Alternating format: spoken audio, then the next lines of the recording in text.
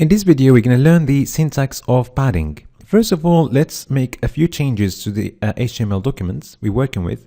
Let's get rid of the span element. I keep only divs and paragraphs for now.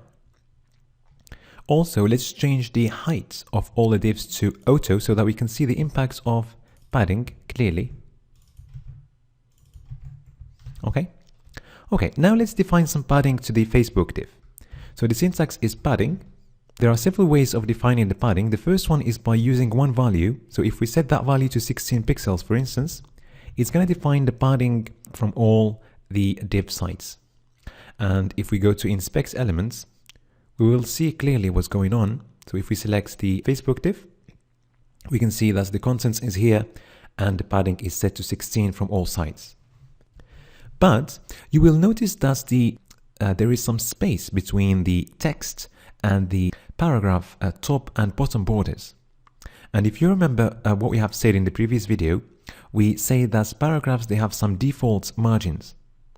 And that's why we see that space. So let's get rid of that space for now and see what's going to happen. So let's go back to the live preview and let's define a margin to paragraphs of 0.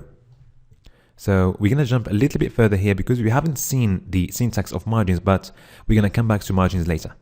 Okay, let's set that to 0. And now you can see, if you go to inspect elements,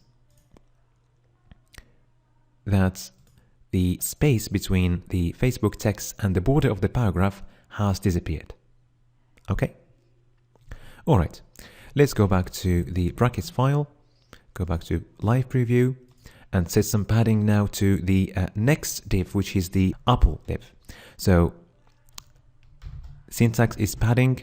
Now we're going to use 4 values. So we're going to define a padding for each of the 4 sides of the div. Basically, it's going to start with the top side, moving to the right one, then the bottom one, and then the left one. Okay. So the first one for the top, followed by right, followed by the bottom one, and then followed by the left one. Okay. And also there is another way.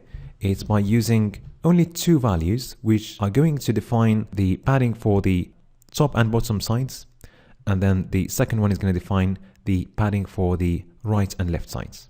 Okay. So for instance, let's set that to 40 pixels and 10 pixels. Okay. If we go to inspect elements and just see what's going on, if we go to the Microsoft div, we can see padding at the top and bottom of 40, and from the left and right sides, it's set to 10 pixels. Also, regarding the dimensions of the div, after we add padding, the div is going to have new dimensions. So the new dimensions are going to be the original dimensions of the div, which we can see here as the dimensions of the content, plus the padding.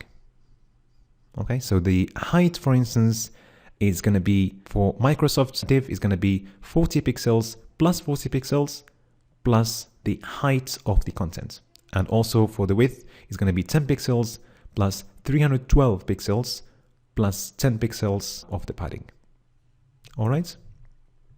So this is it for padding. In the next video, we're going to cover the borders.